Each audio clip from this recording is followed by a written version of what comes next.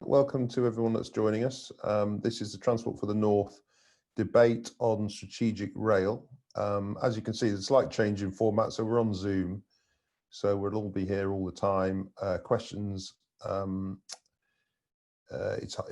been asked in advance. We have plenty of questions. I guess any observations you can make in the chat panel, and we'll try and pick up on them, but we do have plenty of questions. There might be things arising from things that people say that you may wish to add to. So I'm Andy Bounds. I'm the Financial Times North of England correspondent and enterprise editor. So I've covered TfN since it was a gleam in George Osborne's eye, I guess, many years ago.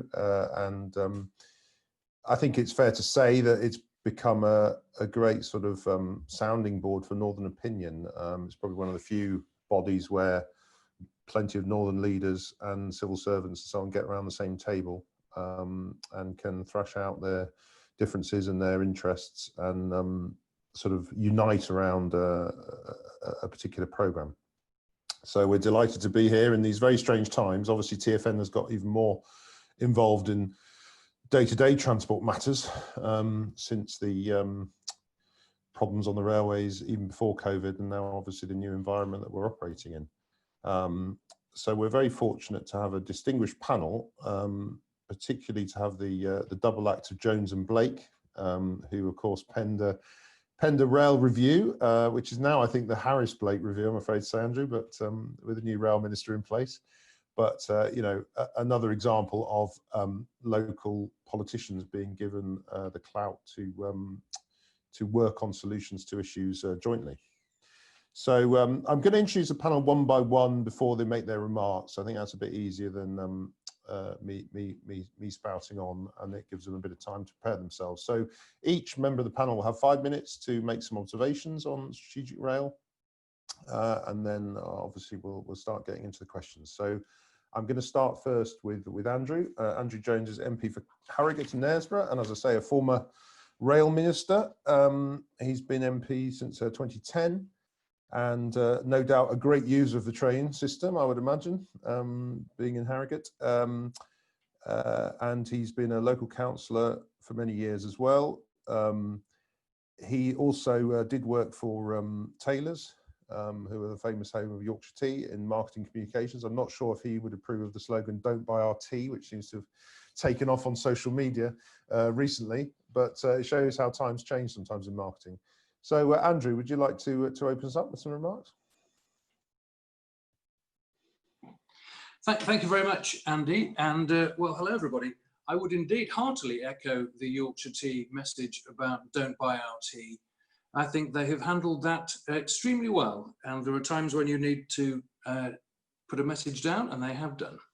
Well, firstly, thanks very much for the opportunity to come and join you. I was in transport for quite some time, and it wasn't just as rail minister. I also had responsibility over the time for roads, buses, HS2, and also the arm's length bodies, and then finally rail.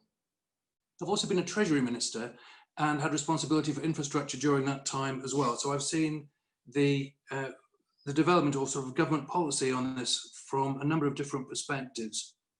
Now, I think our talk today, getting the North back on track, well, this is a time of both opportunity, and I also think it is a slightly precarious time. You know, the world of post-coronavirus is going to look very different. And quite frankly, it is very hard to predict what that will be. I think we can see a few things. For example, we know that people have really enjoyed the clean air. I think the lack of pollution has pleasantly surprised everybody. I think there will be huge political and public pressure for more electric vehicles and charging points. I think the amount of working and shopping from home has meant that people are going to be focusing upon more bandwidth to their homes. That working from home is probably going to unwind a bit as people get back to whatever the new normal will be, but I think we'll see more of it, and that will raise some questions for what we need in our passenger capacity. And what does social distancing mean? How are we going to cope with the capacity with the social distancing rules on bus, train and tram? Now, I have no doubt at all that infrastructure and strategic rail are going to be critical to two things. Firstly, the longer term levelling up agenda and the immediate crisis, which will be the COVID recovery. We've seen the data this morning, which is telling us the economic consequences are absolutely horrible. I think our voices politically are to make sure that the two objectives are aligned.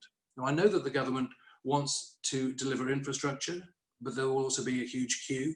I also know that there are government concerns on the capacity to deliver infrastructure and concern on the amount of time it takes to deliver infrastructure, particularly the amount of time it takes to develop schemes. We know that it takes us longer to develop schemes in the UK than it does in other comparable countries.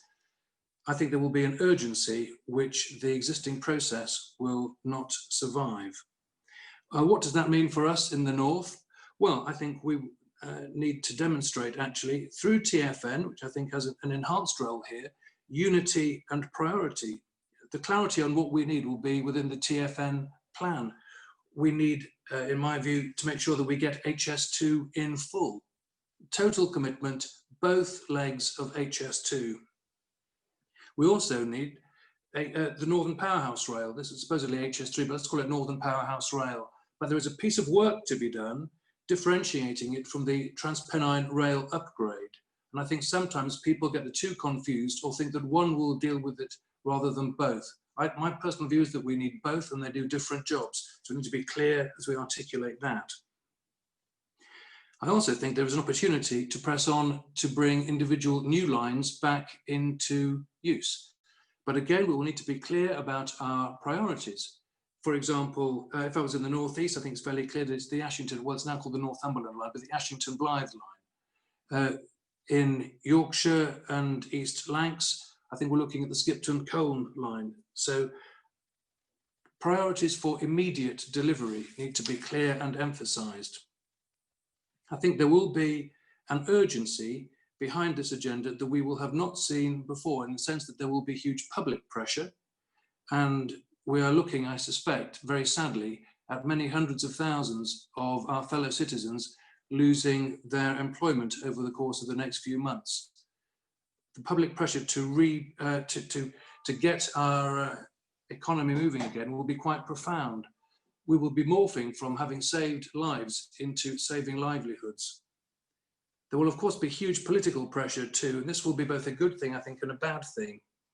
Lots of seats in the TfN area changed hands at the last election, and we have lots of MPs highly focused upon levelling up. This will be a strong voice from the north for the north. However, not everything can be done at once, so I think that potentially has the risk of undermining the clarity. And the last point really about that I want to make is that I think we need to work hard to regain passenger confidence. For many people, this crisis has meant they have been correctly socially isolating, distancing, taking this very, very seriously. It will be hard to get them to come back onto public transport until they feel absolutely secure. Not everybody will feel secure about wearing masks, and I think there'll be a big piece of work to be done to get people back onto public transport. So I think we have a huge opportunity, which is an economic and political agenda which will want delivery of infrastructure urgently. I think we just have to be clear what the priorities will be, make sure that we are fully aligned by them, having sat through plenty of TfN board meetings. That isn't something which has always been the characteristic of them, if we were being honest. However, now is the time to be absolutely clear and make sure that we can deliver what we need in the north as quickly as possible. Thanks very much, Andrew. Some excellent start of the discussion, particularly on the disused rail lines. We're already getting a lot of questions on bringing back old lines and how it should be done. So we might get back into that. So I'll now turn to Judith Blake, Councillor Judith Blake, leader of Leeds City Council and chair of the Rail North Board. Probably needs no greater introduction than that. So Judith, would you like to give us a benefit of your wisdom? Thank you. Thank you, Andy. I think you've just promoted me, actually. Good afternoon, everyone. It's really good to be on the call. this afternoon, and to be with my my rail review compatriots, if that's the right word, Blake Jones review. We put Blake first because I think there's been about 4 different ministers, rail ministers, in the time that we've been working on this review. But Blake Jones seems to endure, which is really strong. It's you know, there are so many key themes that we're going to be reflecting on together. I think we're on the same page as many of them. But really, just reflecting back over the life of TfN as a properly constituted body, 2 years ago, we were just in the throes of the timetable crisis, the chaos that introduced, and everyone travelling in the north will remember so well the impact of that, which actually was still felt right up until the onset of COVID-19, and just really reflecting on what life was like travelling around the north, on very overcrowded trains, often trains that were short-formed, couldn't fit people on, people being left behind at platforms, cancellations, all of those things that sadly became a daily fact of life for regular communities. But the COVID-19 crisis has had such a profound impact on all of us. None of us have ever experienced anything like this at all before, where every single aspect of our lives has been touched. I think, we're talking a lot about the emerging from the lockdown now, but I'm afraid there is still a major lack of confidence, particularly among the travelling public. And I think anyone who travels at the moment will know that there's been very small take up on rail journeys so far. We expect that public transport take-up might increase next week with the return of more retail outlets. But one of the issues we've got is still, I think, a lack of clarity in messaging about what the travelling public need to do, what the rules are going to be. And I think it's down to all of us to make sure that we have the relevant communication in place so that it's absolutely transparent what is expected. And a last minute late announcement about needing to use face masks without any guidance or even discussing it with the operators was not a good message, I have to say. And you would expect me to say this, but really I think it's time that national government understood that we can do these things far better locally. So, the message from me very strongly is to work with local transport authorities, local authorities on the ground, connecting in to our business communities, the people that live in our communities and the travelling public, so that we can actually have real clarity and understanding of what this phase of returning from out of the lockdown is actually going to be. We've already seen actually the one of the spin-offs, if you like, of the crisis has been really close liaison at a local level with the rail operators, with staff, with the trade unions, and especially taking on such a key role around health and safety, making sense of government guidance.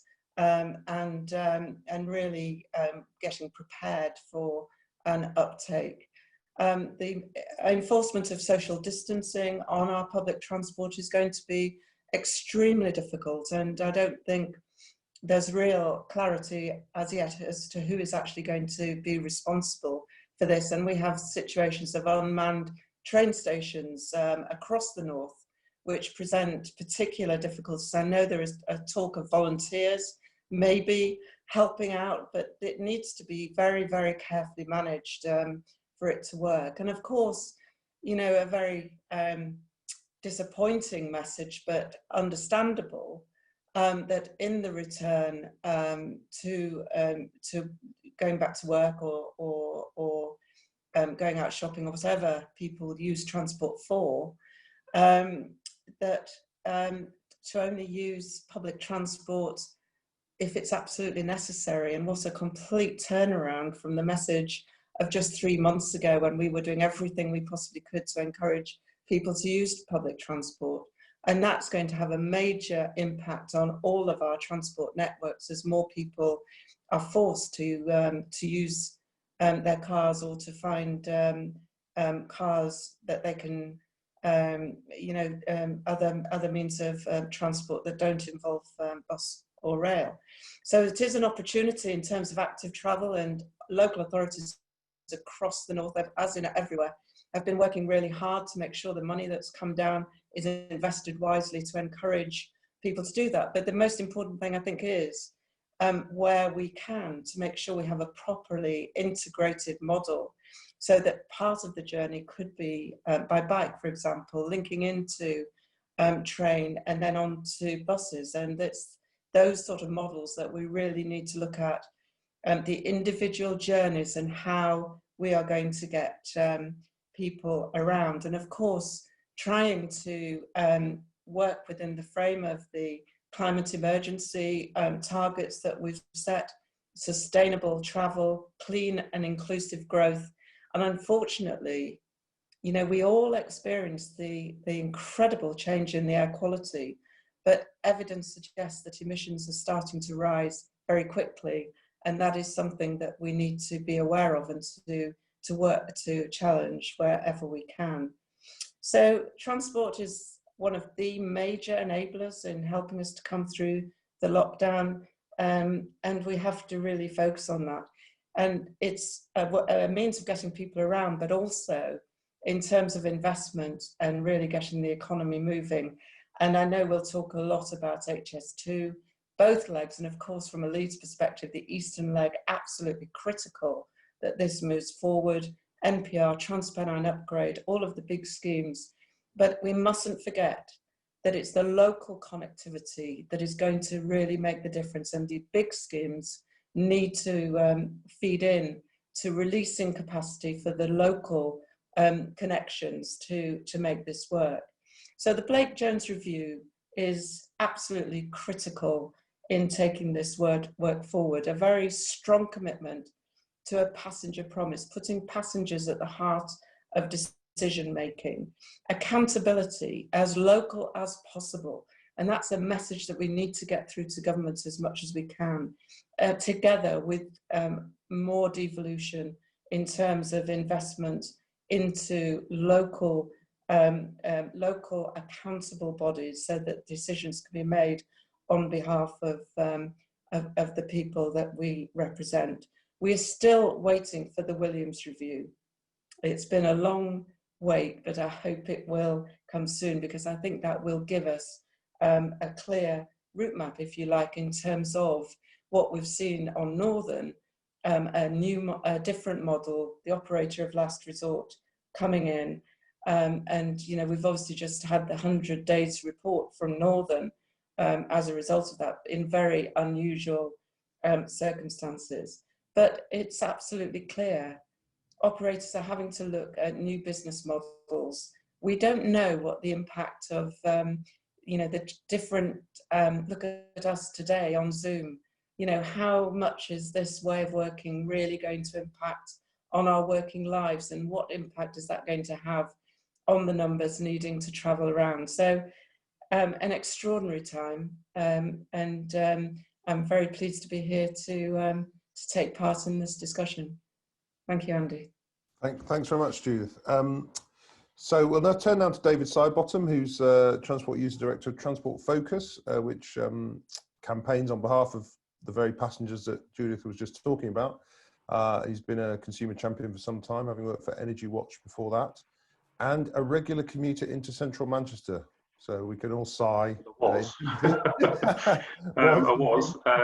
Thank you. And also one of the arm's length public bodies that Andrew referred to as part of his portfolio as Rail Minister. So good to see you again. Yeah, I just want to probably build a bit upon that actually, and it's interesting thinking about a long-term strategy for rail, because we've kind of been here before, haven't we, with transparent routes upgrade and various things. This is all good stuff about connecting the various parts of the north more quickly, more conveniently.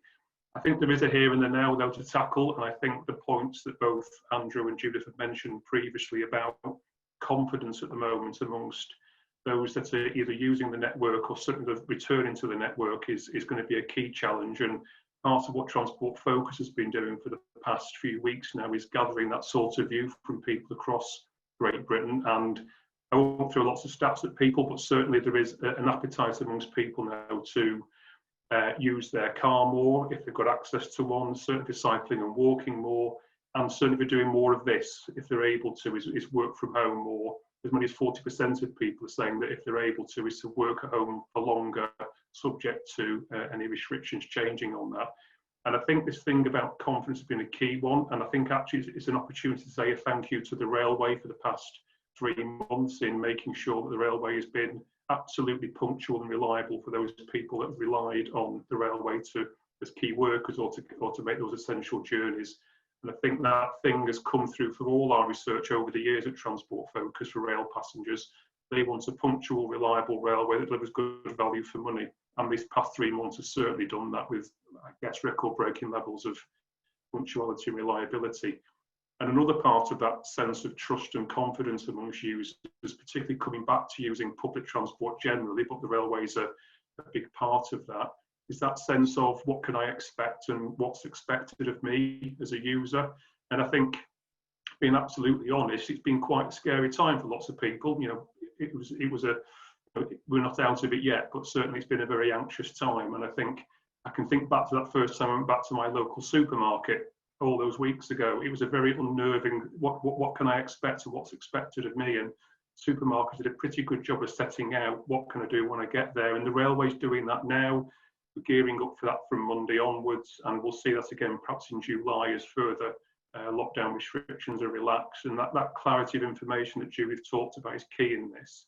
Because if we're to bring people with us through this and to use rail more progressively over the months and years ahead, and no one really knows what that looks like in terms of numbers, we've got to do this right for people now, whether they're using the bus, the tram, or the heavy rail network.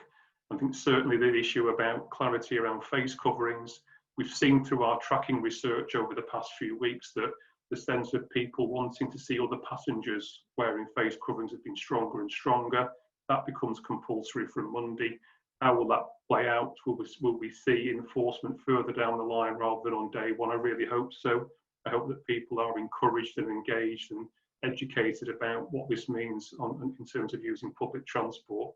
And usually when we talk about debates about rail and cars and other forms of transport, we think about the classic cost and convenience, which is the major choice between people, for people making choices of how they want to move about.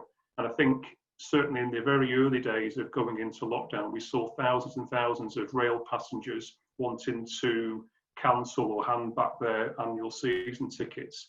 And I think that's stuck now, and we need to think about how we can kickstart the rail fare, rail ticketing reform strategy, because I think the annual season ticket may be a dead product now.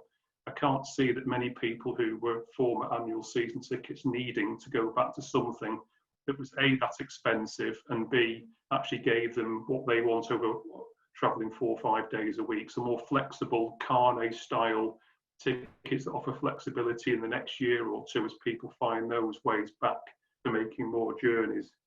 And I think probably just in trying to sort of summarise all that, we've got to think about, you know, what is it now that people are thinking about and fearing? And I guess part of it is the car will feel safe. You know, when you close that door, you're in your own bubble, to coin a phrase at the moment. And I think certainly people will feel that. And whether we despise that or not as public transport advocates, people will feel safe in cars. And I think we've got to find a way of overcoming that challenge as we develop this through and think about the strategies for getting people back onto rail and to other forms of public transport in the future. Thank you. Thank you very much, David. Now we'll turn to freight with Maggie Simpson, who's the UK Director General of the Rail Freight Group. something which is often forgotten about, I think, when we talk about the railways. So very pleased to have you here. Obviously, if we're going to have a low carbon economy, rail freight will have a huge part to play. So over to you, Maggie. Thank you very much, and pleasure to be here. I was reflecting, listening to other speakers on the call, that at the start of the COVID crisis, it actually started with a freight crisis. It seems like a long time ago that you couldn't get a toilet roll for love nor money. You know, it's a huge triumph for the freight distribution industry that not only can you and have you been able to get toilet rolls all the way through the crisis from that moment on, but the supply chains rebounded and recovered.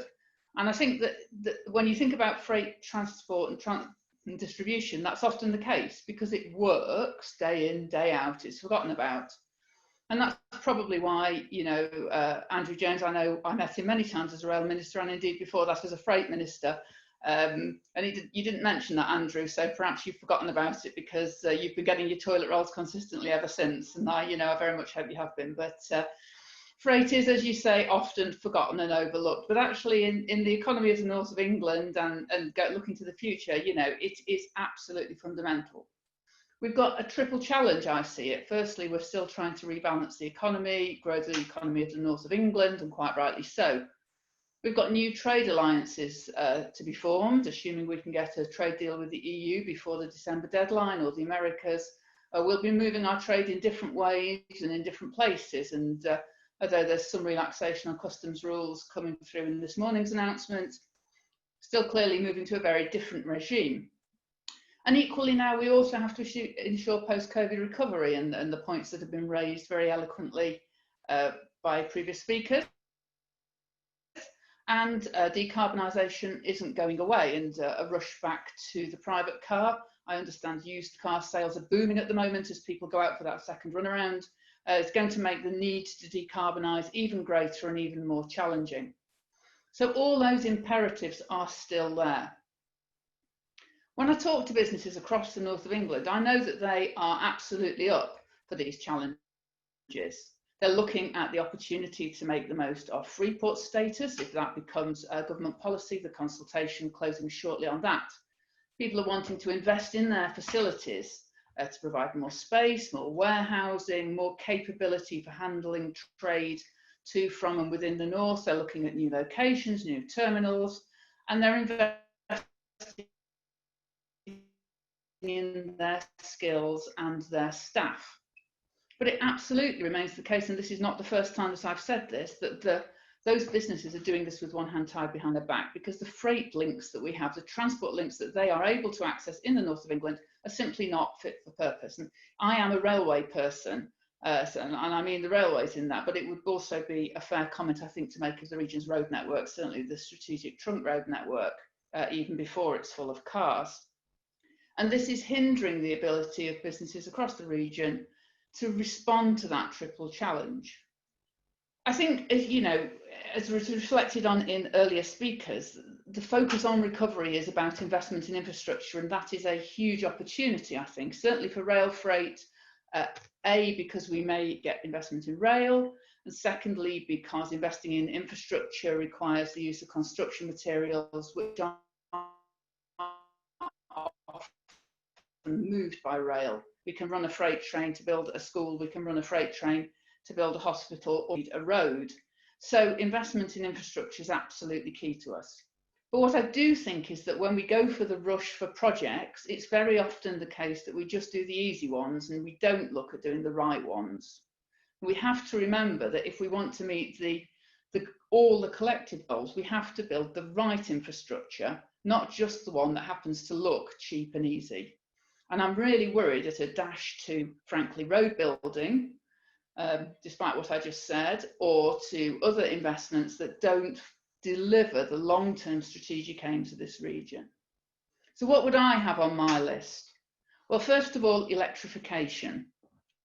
We know in freight there are some journeys we could do today with electric traction if only there were some small bits of wires or some power supply upgrades in place. From Teesport, getting onto the East Coast Main Line and up with the existing trains to Scotland, for example, a few miles short of electric haulage. Across the region, there are a whole host of tiny schemes that hinder our efficiency. One of the things that's happened in the last few weeks is we've been able to run, because of fewer passenger trains, more quickly, more promptly, and with longer trains. We're running some services at 3/4 of a kilometre long on the West Coast at the moment. The infamous Drax trains, which normally take 8 or 9 hours from Liverpool, have been getting there in 3 or 4. And of course, that has a great productivity benefit for our members and for the region as a whole. And we know we can't keep all of that as the passenger railway quite rightly resumes. But what can we do? What can we keep? And what are the small schemes, the speed restrictions, the weak bridges that are stopping us having more of that? The extension of the loops at Darlington, for example, still on Treasury's desk, getting those trains up to a longer length. And then, of course, there are the big prizes. I'm seeing on the chat lots of talk about the Transpennine route upgrade. And yes, I am a cracked record on this one. But if we are thinking about reshaping or finishing off the Transpennine route upgrade, it absolutely has to have freight capacity in there. It's a stated TfN objective. It is still not in the remit. And we have members who are looking to start services they would have been running now were it not for COVID. And they're trying to find ways overnight with suboptimal wagons to try and get those trains up and running. We absolutely have to get it in the remit. And of course, the big prize, HS2 and Northern Powerhouse Rail. How does freight fit into that? I don't know that I see conventional freight running on them, but if we're going to have release capacity on the existing network, will that capacity be fit for freight? And when we get those high-speed 2 services joining the existing network, does that create new bottlenecks? Do we need to be looking at solving those first? And can we think about this in an integrated way? And these are all points we've been making to the National Infrastructure Commission in the context of their review. In January, only 7 months away, we will have left the EU trading zone almost certainly, and we have a new future awaiting us. We may, of course, still be in the depths of a recession. We may be coming back out of that. But I struggle to see, whatever the balance of that circumstance is, how the North can truly go forward if it hasn't got its freight infrastructure sufficiently well upgraded. It isn't just a shortage of toilet rolls here, it's the economic recovery of every business in this important and vital region. Thank you. Thanks very much, Maggie. Now we'll turn to David, who is the man with all the answers, I guess, as a TfN Strategic Rail Director. You've got 5 minutes to give them all, David. And just one thing that's emerged on the chat is this message about, don't use public transport. So I don't know if you want to address that and just explain sort of how much capacity there will be on the railways for people to use them if they want to. Yeah, thanks, Andy. I'll do my best. I'm not sure I've got all the answers. I've probably got some questions as well. But yeah, from my point of view, very strange times. Like everybody else, I've not used a train for nearly 3 months now, having been a regular commuter, sharing the pain and the positives where they have been as well in the past. I've also travelled on the Drax train that Maggie referred to, so very much underlining we cover freight as well. So from Transport for the North's point of view, we co-manage the Northern and Transpennine, I was going to say franchises, services. Transpennine is still a franchise at the moment, although on an emergency measures agreement. Northern, as we've heard, under operator of last resort. So we help secure those original franchises and the benefits in them, many of which have been delivered, including the new trains, either all in service or very close to being in service. But obviously we've seen many problems over the last couple of years, as has been referred to, around reliability in particular. I think that's the thing we keep coming back to, be it during the current crisis or as we start to recover. From our point of view, we're unique in terms of bringing all the local transport authorities together across the north of England, so we can act as one voice, have a clear plan, but also have a really strong input to the rail operators, that's Network Rail, as well as the train companies, and make sure we have those local voices really having their say, joining up track and train and joining up the sort of policy at the across Northern level, but also with those very local needs and issues. And I think most particularly we've seen that during the crisis and the pandemic, where we've been able to have we've had weekly telephone calls with the industry. We've been able to feed in some really quite detailed points about journeys to work that perhaps weren't quite being catered for by the emergency timetables, suggestions for making amendments where there might have been capacity pinch points, hospital requirements, that sort of thing. And we've seen really a really strong collaboration there, and much more effective working probably than we've seen over the last couple of years. So it's absolutely something we want to build on there in terms of that local accountability as we come out of the crisis. We've also seen very high levels of reliability on the network in the north, and given there are very few trains and very few passengers, maybe that's not surprising, but I think what that shows is what can be done with a timetable that is planned in the right way and takes account of the network capabilities. And we really want to build on that. It gives us some breathing space as well. I think the fact we've only got 5 to 10% of the normal passengers does give some space to build back in a better way and make sure we don't get, I mean, one of the worst things that could happen is we go back to congestion pinch points and key parts of the network and overcrowding on a railway that is dealing with social distancing would not be the right thing to do. So there's an opportunity here to build on that knowledge and experience. It's clearly going to be a test over the next few months. I think addressing the point about the messaging, safety has to come first. We've been very clear about making sure that we are reinforcing the national messaging around that, and that has to be a priority. But obviously, as we move out of lockdown and more capacity becomes available, that message will need to change and evolve. And I think, as Councillor Blake said, it needs to be clear. That's one of the key overarching points: the clarity in the messaging to passengers in particular. And you know, we can play a role in that, but it does need to be set by the industry and at a national level, because the railway obviously is a national organisation.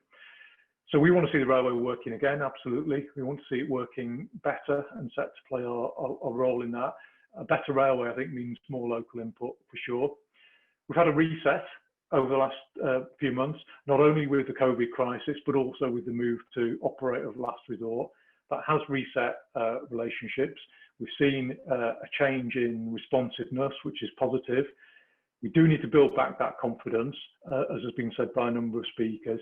And that really, I think, focuses around getting the basics right. So the Northern 100-day review we've heard about, and that is focusing initially on things like getting the staffing and the resources absolutely right so they can deliver a reliable system. We welcome that, and it might not have all the big investment projects, etc., but actually getting the basics right is absolutely essential as the first point. We also want to build a pipeline of investment going forward. There is a huge ambition within Transport for the North members. We set it out in our strategic transport plan. We know what needs to be done to support job growth and economic growth, and it's more important than ever. We might be building off a much lower baseline, unfortunately, because of the economic position, but we know the things that will stimulate the economy and help people get back to work. And we think there's an opportunity to bring some of those forward. We're putting forward an economic recovery plan on behalf of the North. We'll be writing to the Secretary of State on that. We'll be outlining some of the things that are sitting on the shelf, if you like, ready for approval, like Trans-Pennine route upgrade, and pushing the freight capacity. Obviously looking at electrification as well. Much more that can be done on that. We did a Northern Sparks report a few years ago. So these are not new things, the things that we've been advocating for some time, but the time is now right to have a pipeline and really give the Northern a strong say in that, the North authorities. There are also some shorter term things we can do. I think ticketing was referred to. Absolutely, at the moment, that move to smart ticketing. We've got a programme in play on that, but we could actually go further and faster on that. in terms of introducing the flexible season tickets right across the north, expanding the current programme, putting in the infrastructure at stations to read the tickets, etc. So we've got some exciting plans around that we'll be putting forward as well. And yes, another point was the processes in the industry don't help us actually think as a collective in terms of making the case.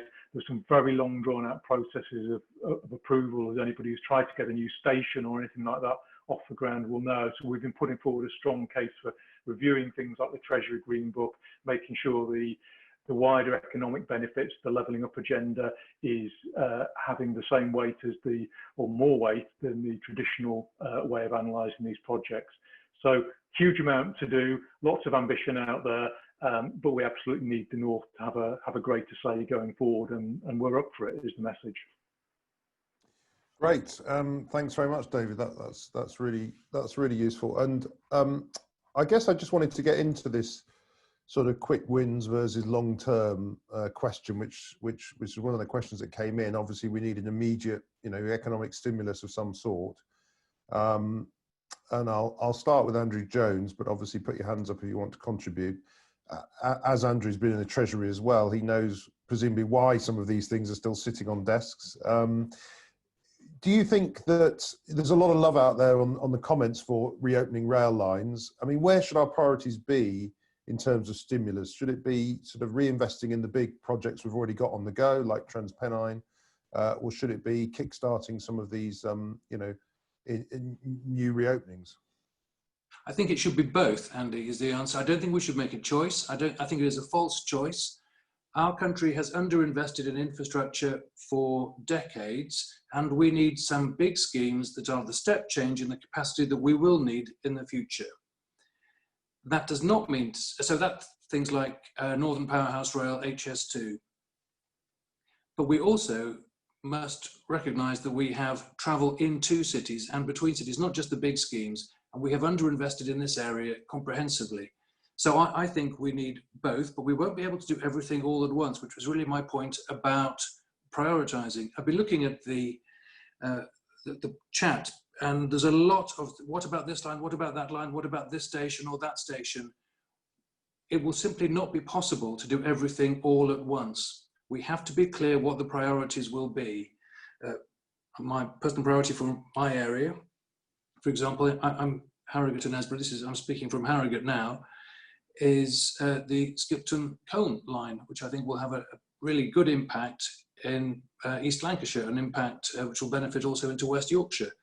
But we won't be able to do every single thing. So I think clarity, but not one against the other. It is both.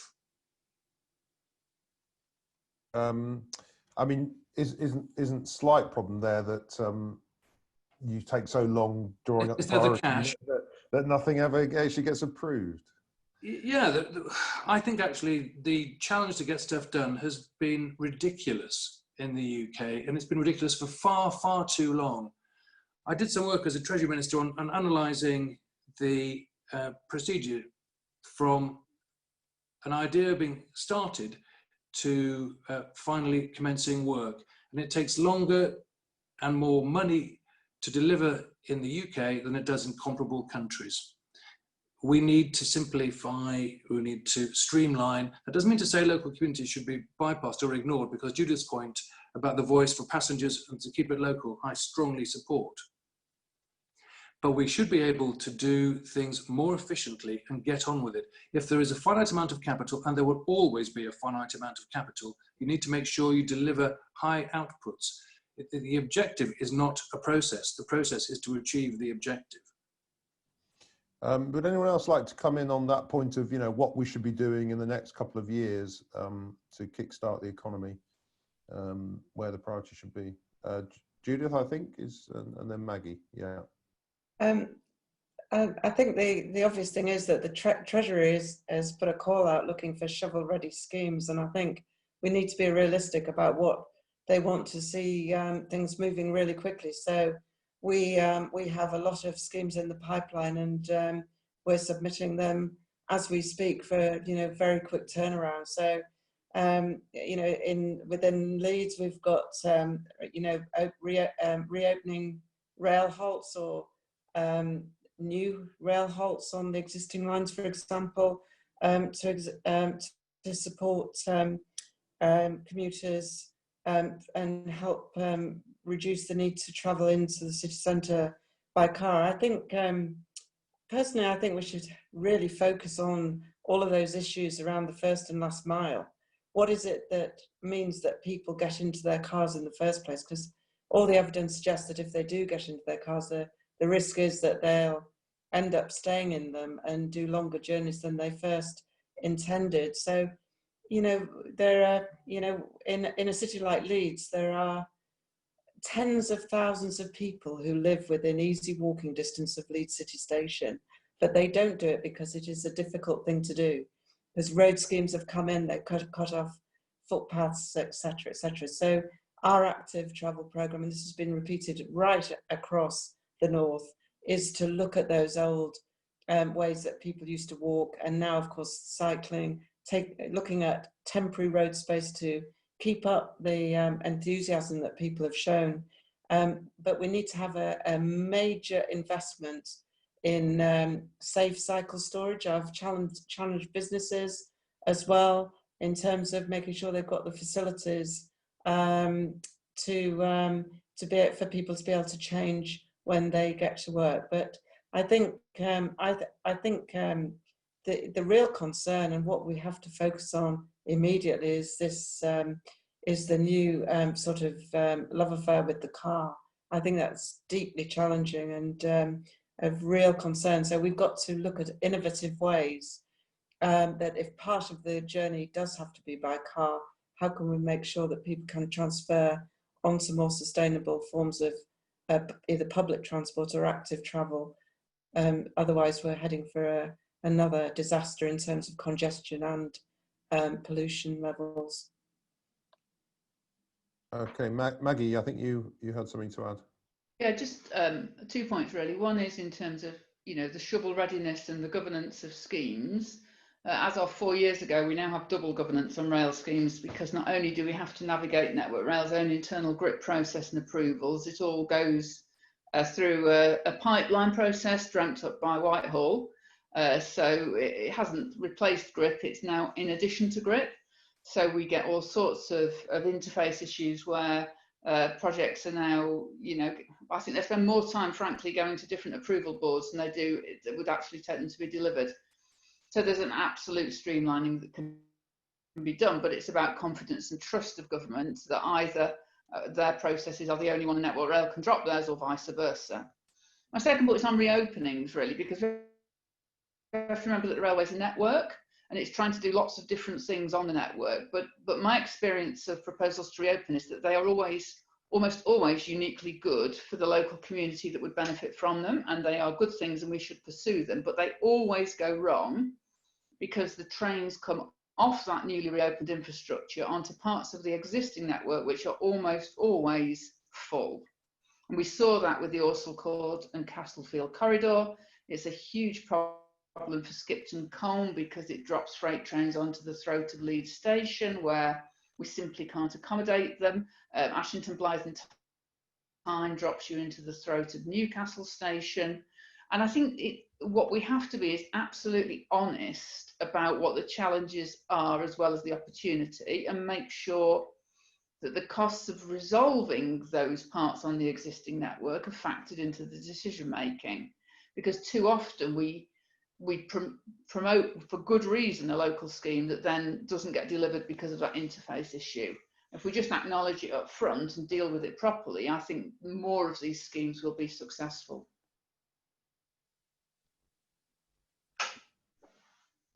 Anybody else, or I'll move on to the next? Oh yeah, David. Yeah.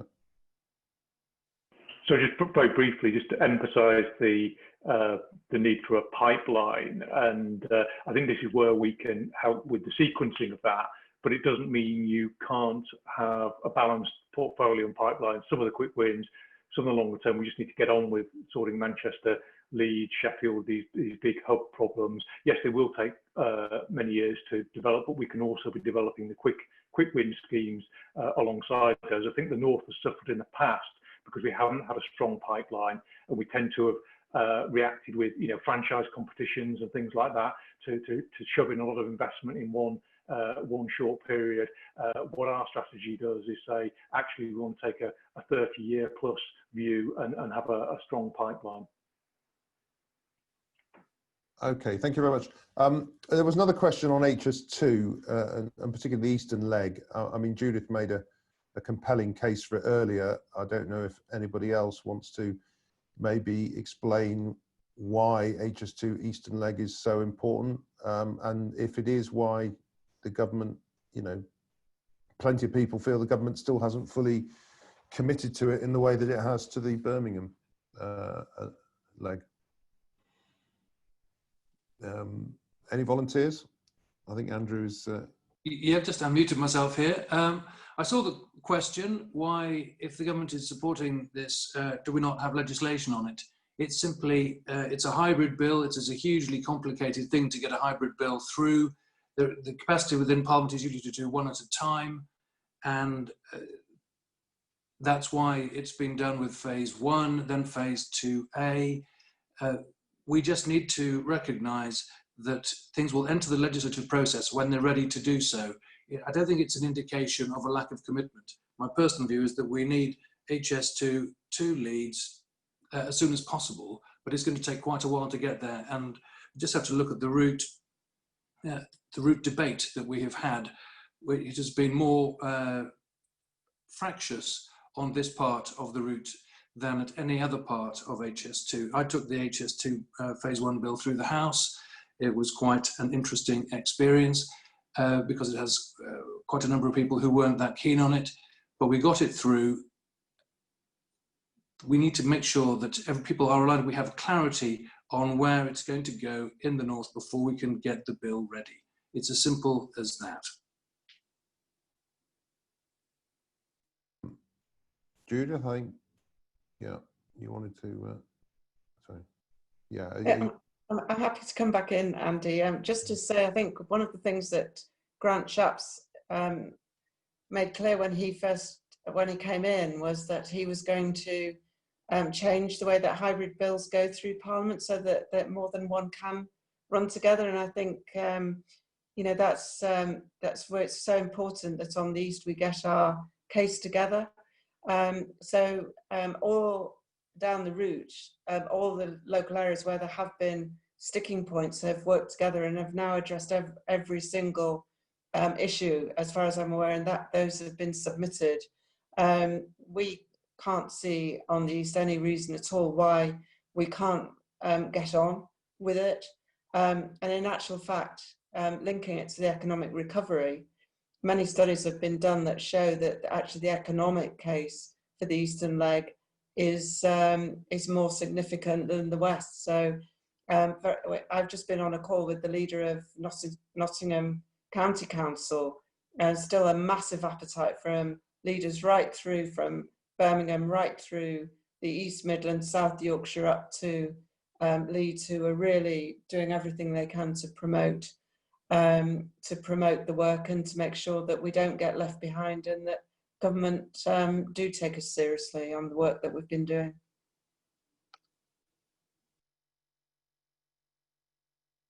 Now, I just wanted to address this issue of car use versus trains, and particularly the last mile that Judith mentioned, and indeed one of our questions was about, once you've got in your car, maybe you don't get out. I mean, somebody put on the chat they've had their bike stolen 3 times from the local station, which doesn't help either.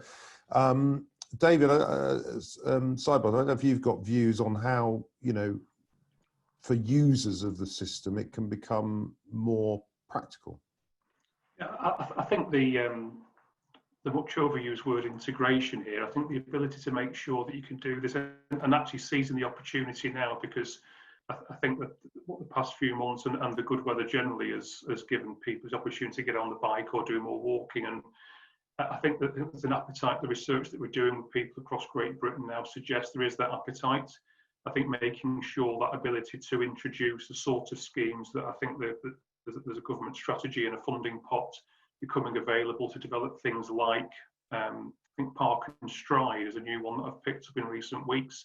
The ability to sort of park on the edge of town, your vehicle, perhaps using, I've heard the idea, perhaps business parks that won't be at full occupancy, using parking spaces there and getting onto some form of, whether it's walking the last mile or two if you're able to, taking some sort of transit into the centre of town, but making sure though that it's properly advertised and promoted, because as I say earlier, and you know, I'm not a car user myself, people will feel safe in cars at the moment, and that is the challenge. And I think, you know, we've got to think about, you know, certainly public transport in the recent weeks and in the weeks ahead is matching the supply to the demand, or matching the demand to the supply, I should say. We've got to flip that round at some point. And how do we do that and understand what it is that people want to do with their journeys, given that there will be a number of people who will be doing more of this and looking to travel in perhaps different ways. But we've got to understand some of those anxieties and barriers first, and pick away and show schemes that can work, and make sure that those best practices are shared across authorities and across the nation. And isn't the reality that there are many journeys which are still cheaper and faster in the north and the Midlands by car than train? So how do we change that?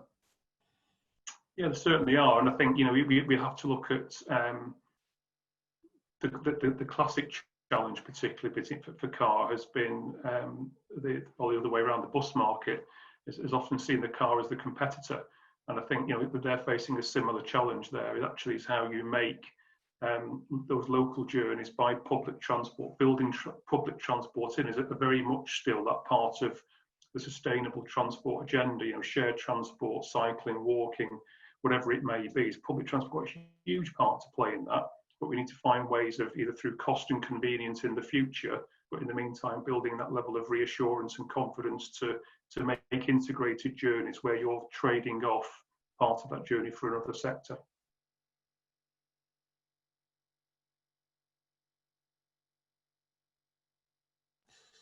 Address the issue.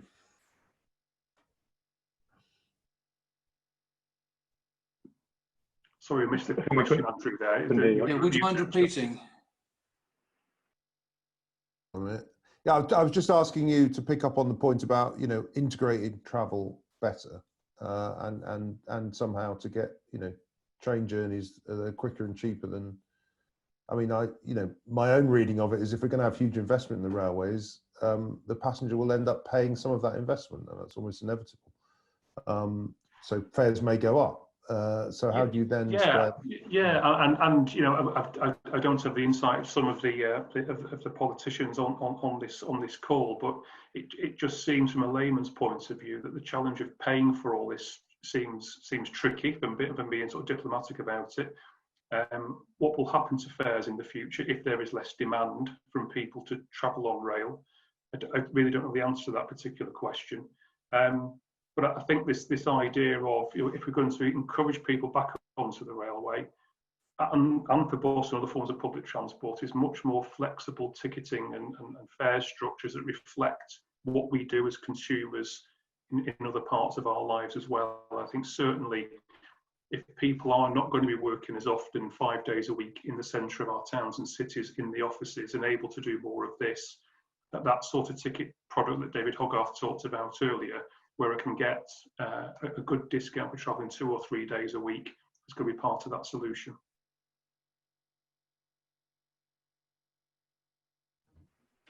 Sorry, I'm unmuting myself. David Hoggarth, I think you were going to take that one on, yeah.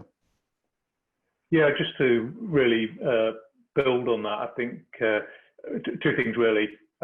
Yeah, historically, the North has really suffered from the higher levels of subsidy that sort of quoted back at us going into the railway. But of course, that's a function of the less railway, lower passenger numbers, and a less effective service. So, you know, we're very clear the way to ultimately reduce subsidy and make the railway more cost effective is to carry on with that investment programme. That was very much the mantra of the previous Northern Transpennine franchises, some of which was delivered in terms of the new trains. There are other things on infrastructure that have not yet been delivered, but the way to address that in the longer term is to carry on with that investment.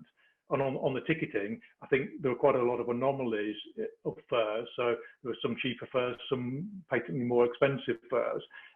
Ironing that out is a core part of our ticketing strategy in the long term, but also making sure that people get the best value fare, because they may not realise the best way of travelling, particularly if you're not. I think, you know, I'm sure there'll be a massive move to travelling to work only a few days a week rather than 5 days a week. So those traditional season tickets just don't work for many people. And why should you have to pick before you travel? You don't in the car. So let's make sure people can get billed after the journeys in appropriate way. So I think a big role for a better ticketing system. Brilliant, thank you very much. Anyone else just want to chip in on that, or no?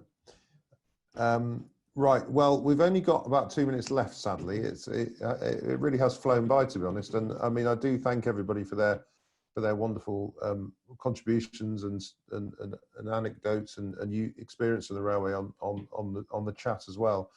This is the first, obviously, of many of these webinars, so we'll hope you'll come back for the new ones. I just wanted, I suppose, a final question to our panelists, which is that, given that we're talking about strategic railways, I mean, do you think that in 10 years' time we will have a more comprehensive, more reliable, better capacity railway linking more places than we do now, with more electrification and room for freight as well? So I'll probably go around the clock, starting with Judith. Just a brief observation of whether you're confident that will be the case.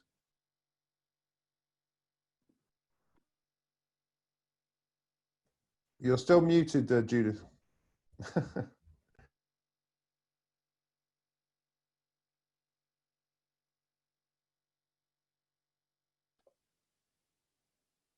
Sorry, apologies, Andy. I think I am confident that we will get the investment. I think there is a real recognition that investment in transport is one of the ways we're going to get through the current crisis. And but I think it's down to all of us to make sure that we work on an integrated model so that we get the big schemes, but we also make sure that connectivity is absolutely at the heart of our planning going forward. We have to pick up the climate emergency discussions. We have to reduce the number of people travelling by car once we get through the current health crisis, and that's what we need to focus on. I think we need to also talk about a policy of affordability as well, so that people can afford to travel on our public transport, and I think that's still very much a conversation that we need to have going forward. Okay, Maggie, your turn. You're going anti-clockwise there, Andy. You caught me out. out. Yeah, I am. I decided to finish on David as he's the TfN guy. Yeah, I mean, look, I think 10 years isn't that long, perhaps in some respects, but I'm absolutely confident that rail freight will rebound. We're already back up to probably 80% of where we were, and there's more trains coming on each week, and I, continue to see appetite for people to keep using rail freight and use more rail freight. But as I said, it's a network, and it needs all parts of it to be working to drive that investment. And so I really want to see a pushback at the right point on messages of don't use the railways, they're unsafe, to a world where we recognise that our cities and towns and economies cannot and will not work without public transport. However many cycle racks and storage racks and car parks we have, we need public transport to be effective. And in rail freight, that matters to us too, because it's a shared network and we invest in it collaboratively and together in the right way to make capacity for growth. So I think, we're up for doing our bit, and I'm pretty confident that we will continue to prosper and thrive, and we want to see that across the passenger railway as well. Thank you. Oh, sorry. Turn to David, Sidebottom. Yeah, thanks, Andy. I think we'll be well on the way by then. 10 years is a decent time frame. I think a lot of people across the north have long memories of where we were 2 years ago, and the investment in the new trains has come through. It's had some bumps along the way, but I think the ability now to do the schemes like Transpennine Routes Upgrade and do that in a way that rebuilds the trust and confidence that we can deliver schemes like that, not just in the north, but across the country as well, to not just provide extra sort of quicker journeys and extra capacity, but making sure that people can see these schemes delivered. Thank you. Andrew. Thank you. Yes, I do think this. I think that infrastructure investment is a driver of economic growth, social mobility, environmental progress, all the things that we need. I don't think it will necessarily look exactly the same as the points that have been made about how customers will probably be using railway in a different way. That will change ticketing particularly. But we won't be able to make progress with our zero carbon objectives unless we get people back into public transport, and rail will be at the heart of it. And absolutely, Maggie, that will include rail freight. Thank you very much. David, if you could, you're the man with the plan, so 10 years time. Yeah, well, I'm glad to hear the vote of confidence, which I think we would share. It's absolutely our ambition, our hope that in 10 years' time we've progressed on that plan. We've supported the economic growth and the jobs, and we've got that subsidy level down, and we're in a much better place for investment. I think my prediction is, though, that we'll still be sitting here in this sort of forum asking for more, because we will have been successful and will have unlocked a lot of extra demand. But we'll see where we are in 10 years' time. Great. Thank you very much for that. Look forward to future sessions. So it only remains for me to thank our panel for giving up a rainy Friday afternoon to sit on Zoom and contribute to an excellent discussion. And thank you as well, everyone, for watching.